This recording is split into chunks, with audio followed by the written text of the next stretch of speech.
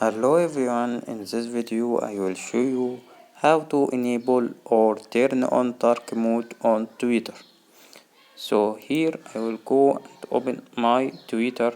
As you see, my Twitter is on light mode. If you want turn it to dark mode, first step we go and tap on profile icon on top left here, and from here we go and tap on setting and privacy,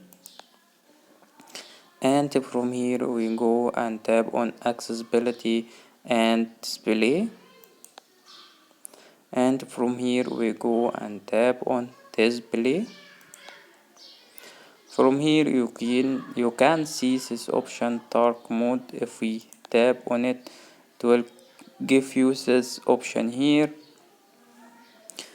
As you see, it's off. If I turn it on, my Twitter will turn to dark mode. There is two options in dark mode. You can light out or dim as you prefer, or you can just keep it automatic to sunset.